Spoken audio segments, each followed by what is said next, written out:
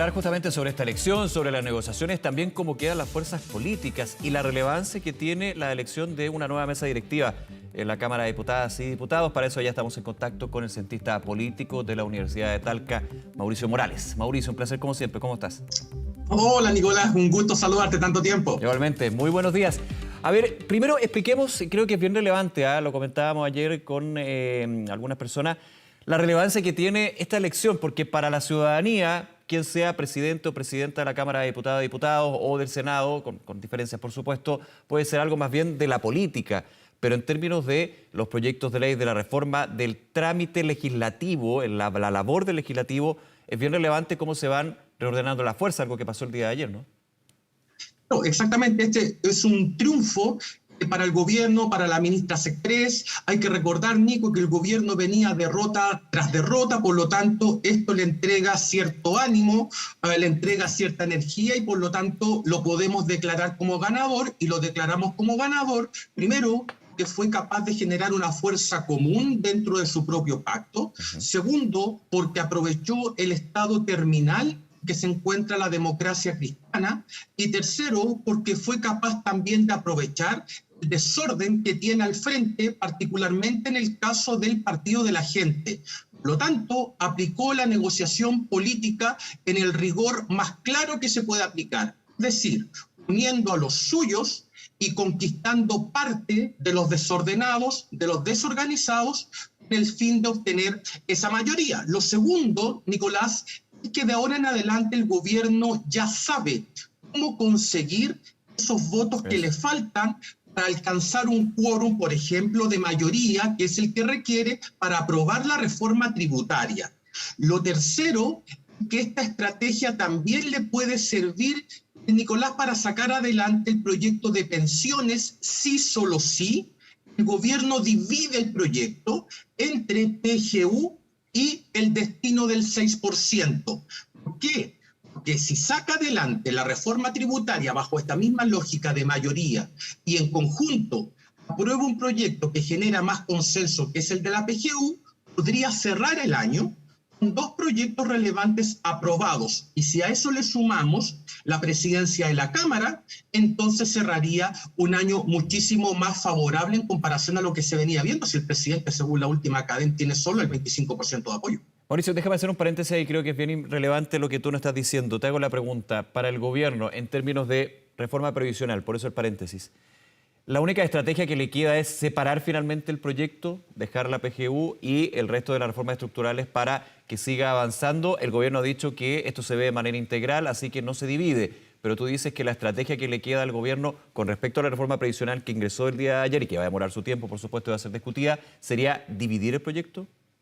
Sí, eso es lo que, si yo fuese asesor del gobierno, le diría, miren, dividan el proyecto, porque entre PGU y el 6%, que es el... Que recordemos que la PGU depende y la PGU depende de la reforma tributaria. De hecho, está establecido en el mismo proyecto de ley que los recursos de la reforma tributaria son para aumentar la PGU a 250.000 pesos. Entonces puede seguir ahí una línea argumental. Es decir, aprobamos la reforma tributaria mediante incluso una estrategia similar a la que se utilizó ayer. Luego digo, bueno, con la reforma tributaria puedo financiar la PGU. También tengo como piso esa reforma tributaria. De esa manera tengo un avance esperado, porque el gobierno es minoría en el Congreso, en dos proyectos que son muy relevantes. Dejar el 6% se debata, porque de lo contrario, Nicolás, si es que tú discutes el proyecto en conjunto, eso podría tardar un año y medio. De hecho, un cálculo bondadoso indica que se estaría discutiendo en el Senado el segundo semestre del próximo año.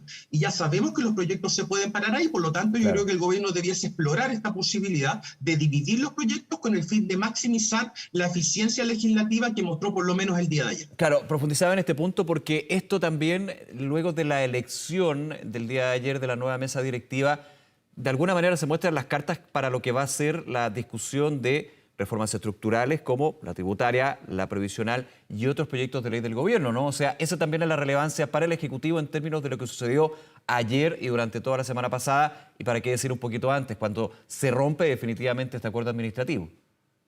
Exactamente, mira, en términos base, el gobierno tiene la Cámara 66 votos. Si tú sumas los ecologistas verdes, los humanistas, podrías llegar a una base de 71 votos. Eso no te alcanza para nada. En consecuencia, tienes dos caminos posibles. El primero, aumentar el tamaño de la coalición legislativa incorporando a plenitud la democracia cristiana, y cuando digo a plenitud es invitar al partido a formar parte de esa coalición, o paso dos, aprovechar las fracturas que hay en la DC y en el partido de la gente para conseguir esas mayorías. Porque el camino de insistir con la democracia cristiana puede ser el más apropiado, porque en el Senado la situación está empatada. Si es que no tienes el concurso de la democracia cristiana, tiene 5 senadores, bueno, en realidad tiene 3 ahora con la salida de Rincón y Walker. Si es que no cuentas con ese concurso, entonces va a ser imposible que consigas esa mayoría. El gobierno ya tiene que comenzar a imaginar no solo una coalición de gobierno en el Ejecutivo, como se discutió en el cónclave, sino que avanzar hacia una coalición legislativa menos exigente en términos de incidencia programática entre los actores, pero más eficiente al momento de aprobar los proyectos de ley.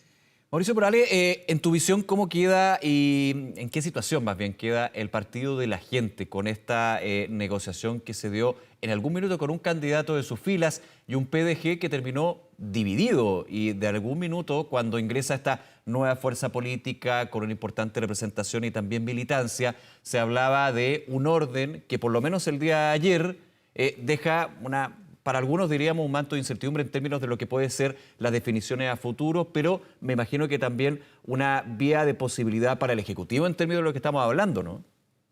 Claro, el Partido de la Gente, Nico, hay que mirarlo de dos ópticas. La primera es desde arriba. Desde arriba observamos un partido particularmente desordenado, desorganizado, desestructurado, pero por lo mismo muy útil para obtener las mayorías suficientes que ayer precisamente lo demostró el Congreso, ¿verdad? Es un partido dividido, no tiene liderazgo, no tiene disciplina, no tiene orden, pero eso desde arriba. Desde abajo, el Partido de la Gente tiene otra composición en comparación con los otros partidos. Es un partido que tiene el mayor volumen de militantes, es el partido que, según la última encuesta CADEM, genera más adhesión si es que el próximo domingo fuesen elecciones de convencionales. El Partido de la Gente solo es más que todo Chile Vamos, por lo menos desde la opinión pública, y por lo tanto es un partido útil para efectos de conseguir mayorías en el legislativo, pero peligroso para los partidos tradicionales si es que pensamos que el Partido de la Gente tiene un potencial electoral que todavía no ha llegado a tope. Si el Partido de la Gente, Nico, obtuvo el doble de votos que la democracia cristiana, alcanzó 6 diputados, la DC alcanzó 8, pero el Partido de la Gente sacó menos diputados porque compitió en solitario. Imagínate al Partido de la Gente compitiendo en una coalición electoral con otro partido, se potencia la representación y podríamos tener un Partido de la Gente mucho más fuerte para las próximas elecciones legislativas. Yo no veo esto como el fin del Partido de la Gente, ni como la muerte del Partido de la Gente, como sí lo veo para la democracia cristiana. El Partido de la Gente es un partido que no funciona en el eje ideológico tradicional izquierda-derecha. Ellos funcionan bajo el eje los de arriba versus los de abajo, y eso reditúa mucho en estos tiempos en términos electorales.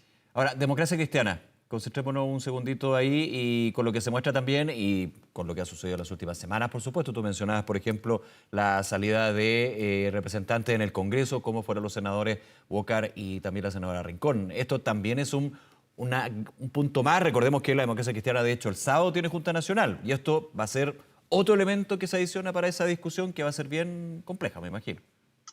Sí, la democracia cristiana no va a resistir las elecciones del año 2025. La democracia cristiana, al igual que otras democracias cristianas de América Latina, salvo el Partido Acción Nacional, que pertenece a la Organización Demócrata Cristiana, y salvo el Partido Social Cristiano de Costa Rica, va a seguir el mismo derrotero que los otros partidos demócratas cristianos de la región. Esto por dos razones. La primera por el evidente declive electoral. La democracia cristiana, Nico, alcanzó a tener casi 40 diputados de 120 en esa época. Sí. Hoy día tiene 8 de 155. Entonces, primero tenemos un elemento objetivo, que es el retroceso electoral. Lo segundo es un proceso ya de faccionalización, de división y de estampida de militantes. Se deja ver con mayor claridad con la renuncia de Jimena Rincón, de Matías Walker, de Ignacio Walker ayer, y lo más probable es que este evento, el que ocurrió ayer, también produzca nuevas salidas de militantes y de dirigentes también. Por lo tanto, la DC está terminando de la peor forma, con una bancada reducida de 8 diputados, 3 senadores, con una bancada de esos 8 diputados, pero profundamente dividida a raíz del resultado de la elección de ayer. Si un candidato a presidente de la corporación demócrata cristiano no es capaz de recolectar los apoyos propios, por más tardía que haya sido su postulación, significa que es un partido ya en fase terminal. Y en fase terminal por estas dos razones, por una cuestión electoral obvia, pero también por el derrame en la convivencia interna. Déjame volver, Mauricio, al hecho político del día de ayer y cómo ves tú lo que va a ser el desafío y el trabajo hacia adelante de la nueva mesa directiva, liderada en este caso por el diputado Vlado Mirosevic, que también tiene una historia política que es bien relevante al minuto de hacer estos análisis en términos de lo que se juega a la mesa al llegar a la necesidad de llegar a acuerdos, a coordinar y la importancia que también que tiene en términos de el trámite y la velocidad legislativa que puede darle a ciertos proyectos. Sí, a ver, yo no soy neutral para analizar a Vlado Mirosevic en el sentido de que me parece que es uno de los diputados más sobresalientes junto con Raúl Soto. Creo que hemos tenido la fortuna de haber tenido un muy buen presidente de Cámara y vamos a tener otro presidente de Cámara a la misma altura. En segundo lugar, Vlado Mirosevic va a tener una tarea doble, Nico, que es revisar, por cierto, la agenda legislativa, colocar los temas en tabla, pero también va a ser parte de las negociaciones en el proceso constitucional. Hoy día está en una especie de congelador. En tercer lugar, Vlado Mirosevic, a diferencia de lo que hizo durante la campaña del plebiscito, que fue uno de los voceros del apruebo, en esta oportunidad va a tener que tomar un rol mucho más de centro, de moderación, y él lo puede hacer perfectamente. Por lo tanto, el gobierno sale ganando no solamente por haber triunfado en esta elección de presidente de la Cámara, sino que también lo hizo con una persona que le va a permitir al gobierno mejor diálogo en las relaciones ejecutivo-legislativo y adicionalmente con una persona que está dispuesta a seguir avanzando en lo que a proceso constitucional se refiere. ¿Por qué crees que va a ser un muy buen presidente de la corporación, en este caso, Mauricio, como decía al comienzo? Va a ser un muy buen presidente porque Vlado Mirosevic es un liberal, no es una persona que esté adosada necesariamente a los grupos o colectivos más identitarios de izquierda. Tiene muy buenas relaciones con los partidos moderados, con los partidos de centro e incluso con algunos partidos de centro-derecha. Por lo tanto, es una figura que perfectamente podría concitar un consenso mucho más amplio de los 77 votos que sacó ayer. Si él replica en parte lo que ha venido haciendo Raúl Soto, entonces podríamos tener un presidente de la Cámara en lugar de trancar permanente la pelota, sea capaz de dar continuidad a los proyectos de ley y, por cierto, también contribuir a que el proceso constitucional por fin vea la luz, cuestión que se ve un poco difícil a estas alturas. Mauricio Morales, cientista político de la Universidad de Talca. Como siempre, Mauricio, un placer y muchas gracias por acompañarnos esta mañana. Que te vaya muy bien. Muchas gracias a ti, Nico. Te mando un abrazo, que estén bien. Un abrazo, chao, cuídate.